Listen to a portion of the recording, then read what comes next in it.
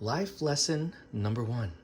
When the world gives you lemons, play with your plants because that's where the happiness is. Am I right? Come on, guys. Plants are happiness, right? What I'm going to do today, and I figured I could take you guys along with me, is I have some jet beads here. This is Sedeveria Jet Beads, which is a sedum Echeveria intergeneric hybrid. I'm going to plant these up in some acrylic that I already started making chains. I'm going to put it in this container. There's the name of the plant. And yeah, so I'll plant that up, and then I'll go around and show you some of the other plants, some of which have been in acrylic for a year or maybe a little more, and show you how they're doing. They're doing great. I'm telling you, succulents love being in acrylic. And I have used polyester yarn as well. I tend to like acrylic, at least this brand. I think I can't remember what it's called, but it's very soft. It absorbs water very quickly, and it holds a lot of air pockets because of the chain that I make, and it also holds moisture. So it's like the perfect combination. I don't keep a reservoir for these guys. Since they're succulents, I let the yarn dry out completely, and then I give it some water. And if I want them to color up, I put them in full sun and let them dry out for a longer period of time. And we'll get into that in a minute, but and I'll show you the selection that I have here as well. Before I get started though, if you enjoy this video after you watch it, and you enjoy the other videos that I show you, if you have a good time, then don't forget to give this video a thumbs up, okay? And subscribe and all that good stuff, blah, blah, blah, blah, blah. All right, anyway, here we are. I started making my chains already with this yarn. I don't use a tool. I don't use a crochet hook. I just use my fingers like this, and I just pull through the loop like that. Just like that. There you go. All right, so I think I have enough now.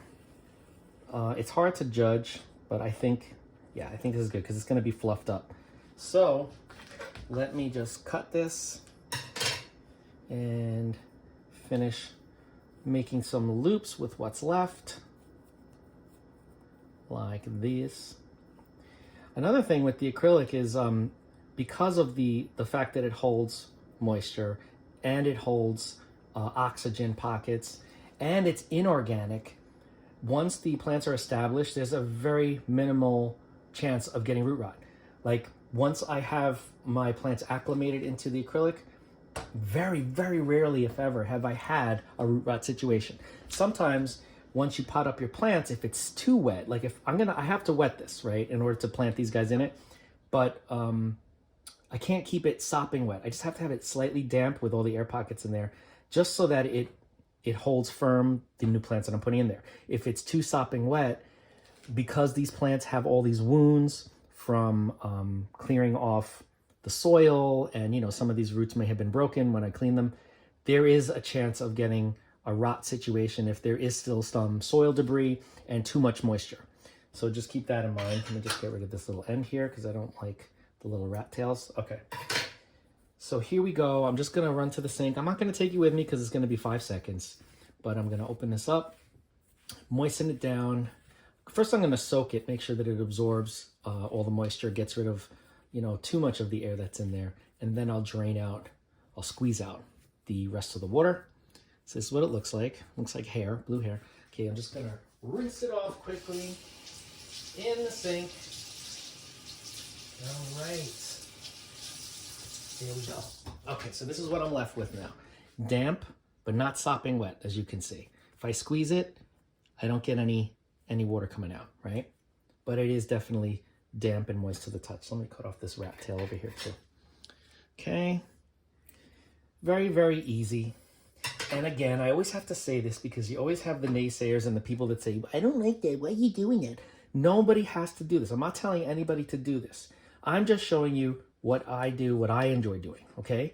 Doesn't mean anybody needs to do this. I'm not telling you, oh, you're going to have more success with acrylic than you do with soil or with pond or with, whatever.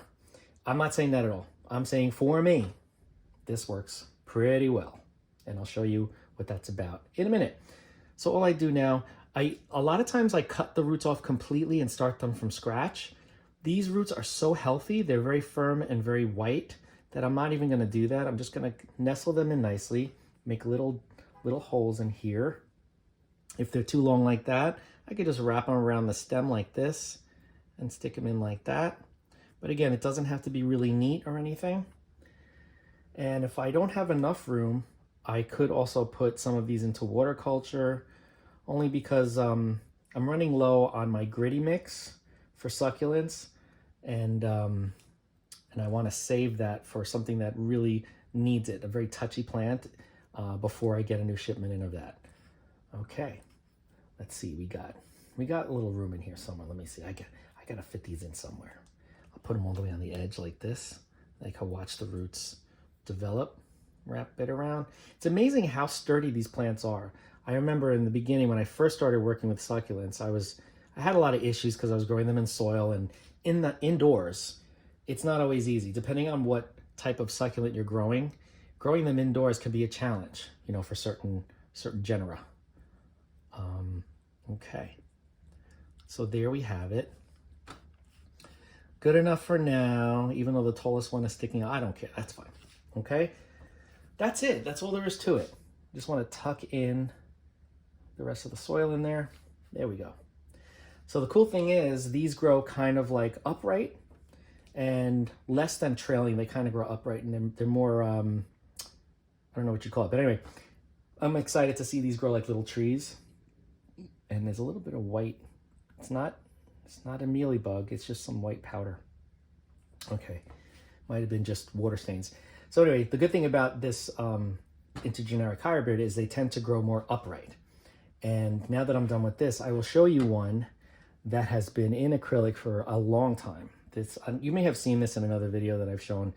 These were very, very little when I first put them in, like down here. And they've gone through the different seasons. They've been through fall, they've been through winter, and now they're in spring. And I just watered it, so they're a little bit wobbly because the yarn gets a little soft. But these were completely red a couple of months ago because it was the winter and I didn't water them very much. And I wanted them to color up. They're in a south-facing window with the most light I could provide them without a, without a grow light. And as you can see, they got a lot of roots here that start growing out, probably because when I do water it, the humidity from the yarn evaporates and makes them want to reach out for more moisture. But I don't mind how that looks. I'm totally fine with it. And I just love how compact they've grown, how healthy they look. And again, a lot of times, not all the time, but a lot of times when growing in acrylic, as long as you don't keep it dry for too long, you're not going to lose a lot of the older leaves. You could see how many of these older leaves are still there, you know, because there's enough moisture. They don't have to absorb the moisture from the older leaves. So this one is Graptosedum California Sunset. That's what this is, California Sunset. And I don't even have the name underneath, but I just remember because I thought it was really pretty and really cool. And even though it's losing the color now because the season's changing and I'm giving it more water, I don't mind. As long as it's compact, I know that it's still healthy and it's not reaching for the light in a south-facing window. And it's just really, really cool. And again, has not had any problems at all in this acrylic. None. And I really like this little planter. No hole on the bottom. I don't usually use pots or planters that have holes when I'm using acrylic. Just a preference. But when I do water them, if there's too much water in there, I just dump it out. And they're doing fine, as you can see. Really, really cool. Anyway, put that one back. I'm gonna move this new one out of the way. Over here we have, I think I did this on camera recently. I hope. This is the Pale Puma, Tradescantia pallida, mixed with Silomontana. I have these all over the place, and I took cuttings and I just stuck them in to the acrylic. You can still see there's some condensation on the plastic, but you could see the new roots that have sprouted from the end of the cutting. I don't know if you can see. So a lot of them, this one you can't see the roots because they're in the back. This one you can't see either. This one you can see though. You can see that there. But look at how healthy they are. And they're south-facing windows, so they're colored up nicely. They're firm because they've been hydrated. I don't let these guys dry out until they're well-rooted for these pallida, Pale Pumas. And they just look really, really cool. You know, if these were away from the south-facing window, they start to trail a lot quicker and they would be greenish in color. But keeping them in the bright light of the south-facing window, in the bow window in the front, they stay nice and compact and colored up nicely. Beautiful. And again, I always show you this, but I love growing plants in acrylic because, not just because it's easier for me and I have less problems, but you can also do this and you won't lose anything. Oh, except for that. But look, pops right back in. All right, there you go. See, even with a casualty, it's not a casualty. That was funny. Anyway, next. I won't do that again. This plant came with a no name. It was a no ID, so I don't know what it is. It looks to me, just from the shape of the leaf and the growth pattern, to be potentially a Graptoveria, because it has the rosette shape of Echeveria and also a Graptopetulum, and the leaf shape looks like the hybrids of a Graptopetulum and an Echeveria, kind of like Echeveria Debbie, even though that one is like a pastel lavender color. The leaves are very similar in shape. These leaves are a little smaller, but it could potentially be a Graptosetum or even a Sedeveria. I don't know. But because the leaves look so similar to Graptoveria Debbie, I just assume that it could potentially be some type of a Graptoveria. And it looks like some of these leaves have some, I don't know if you can see that. Can you see that? There's some variegation there. So this is fairly new. I recently planted this in the acrylic. So once it gets all settled and I'm not worried about anything happening, I'm probably going to remove the leaves, all the leaves that have that variegation, and try propagating them to see if I can, look at this one. This one has a lot of variegation right there. To see if I can get a more fully variegated plant, because it looks like this could have just been, mutations on some of the leaves, but most of them don't have that. So I would love to get a fully variegated, or at least a more variegated plant out of this from propagating. All right then, next one up. This one was a no name as well, no ID. But through my research, it looks like this could be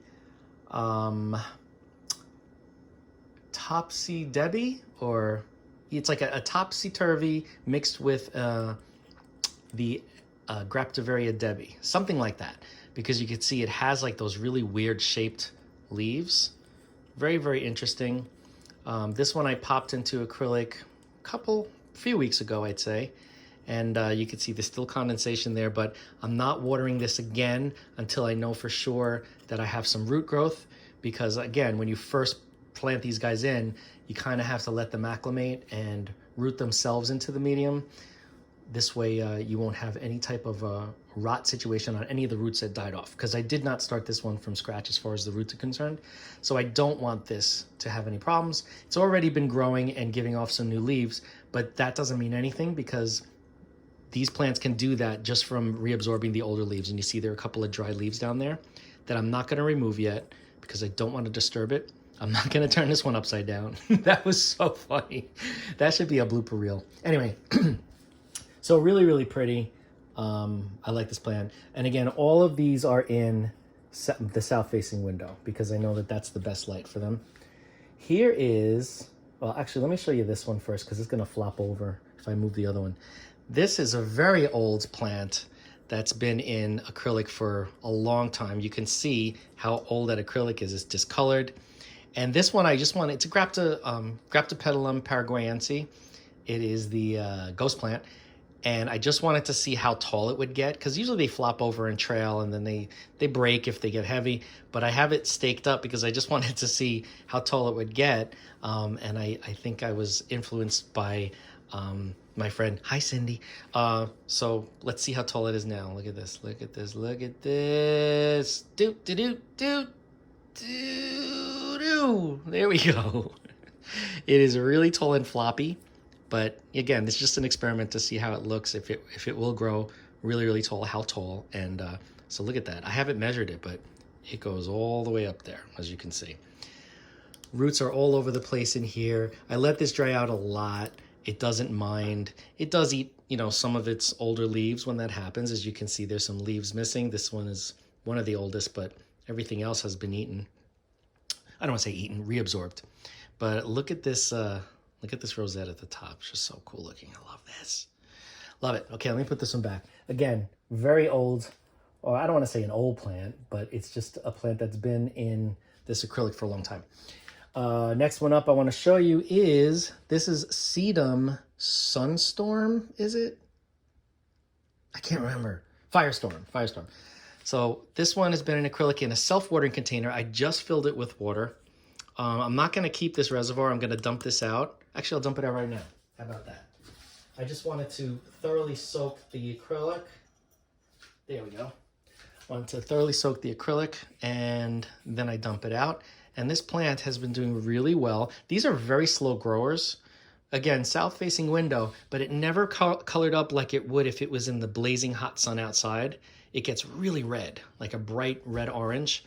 And indoors, I guess because the glass pane of the window kind of filters out some of the UV, I'm assuming, but it doesn't get as bright as it would outdoors.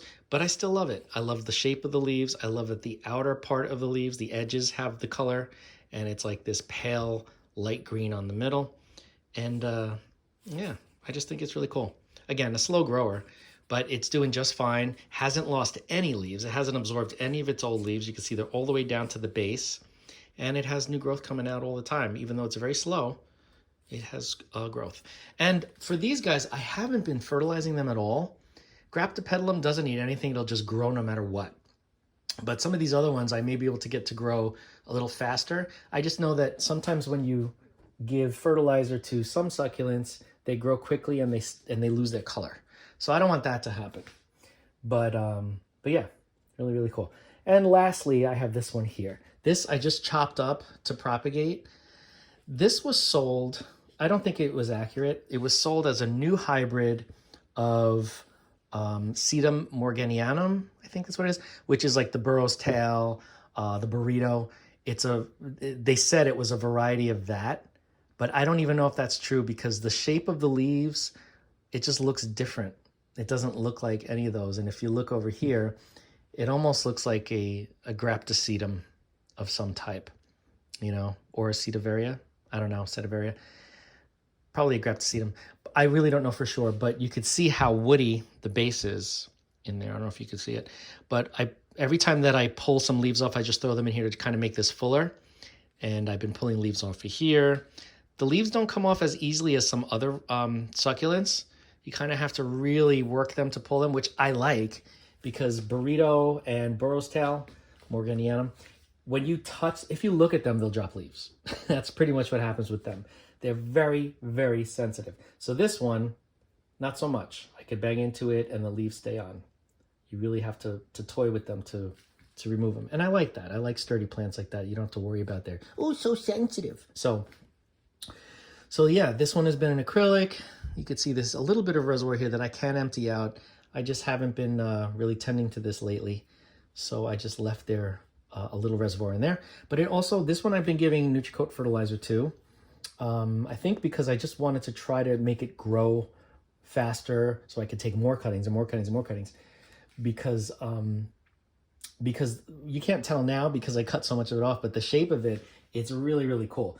Like burrito, burro's tail, they kind of just hang.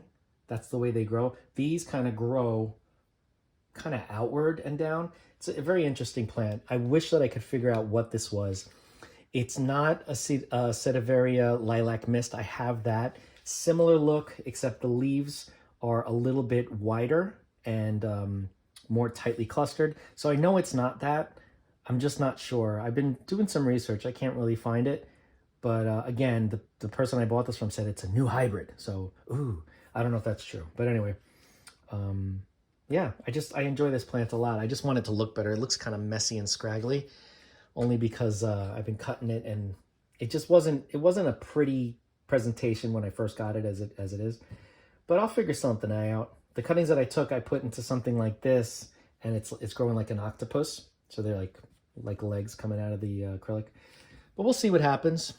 I definitely have to do more cutting, like cut some of these branches off that are hanging over because look at that, it wants to fall over.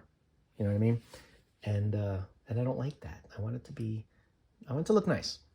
So anyway, that's all I got for this video. If you have any questions about my unconventional, silly method of growing plants in acrylic, just reach out and I will discuss. Don't turn your plants upside down unless they've been rooted if you're doing this. But you could see, like I'll just do it again. Oh, look, you can see roots in there too. Look at the roots all the way at the bottom. Sorry, there you go. So once they're rooted in, it's not a problem. And it's very easy to manage. I love growing plants this way. It's just my thing. I'm not telling you to do it. I always have to say that. But I love it. My life has gotten so much easier when it comes to succulents that now I love succulents. Like for the last 2 years, 2 to 3 years, I really love succulents because the casualties that I had growing them in soil, it was like I was so disgusted with them. Like, I hate succulents. They don't do well indoors at all. They're only for outdoors. That's what I sounded like. No, I'm kidding. But yeah, I definitely enjoy them much more now. And I have a big south-facing bow window to grow them in, so they get plenty of light. And they're just very happy. They're happy in this growing method. And I do studies. I have little experiments where I have one plant in acrylic, one plant in a grading mix, and another plant in soil. And the soil always gives me some sort of a problem. Root mealies, or if I let it dry out too much and then I water it and it gets too wet, then I get root rot. Like, there's always something wrong. Like, I don't have these problems with this, If I let it dry out too much and some of the roots die and then I water it, if anything is going to rot, it's just going to be the roots that died off, and there's nothing else that's dead in there to continue that rot, to multiply it, And the acrylic is inorganic, so that doesn't rot, and it just prevents it from getting out of hand. So I just enjoy it, and I stand by it. And again, I don't expect anyone to do this. I'm not even telling anybody to do this. I just want to show you what I'm doing because I have so much fun with it. And of course, then there's this one, Little Miss Top Heavy, right? It's really, really cool. Dun, dun, dun, dun. Very long plant. Anyway, I will continue to grow this one to see how tall it gets. I may need to get a ladder. Kidding. But if you have any questions on any of this stuff, oh, wait, before I didn't put anything in here. This was in case I had an extra left over. This is a sake cup, and I just filled it with some acrylic that I already had in here. So I could put something in here at some point, but not today. So if you have any questions on any of the plants that you see in this video, or the growing method, or if you want to make fun of me because this fell out, even though it's totally fine, go for it. I think it's hilarious. I'm like, look, it won't fall out. But the plant is fine, as you can see. If you want to do any of those things, just reach out. Let's talk about it. And I appreciate you guys for watching. Like, comment, share, and subscribe. Hit that bell if you want to be notified. And I will see you in the next video.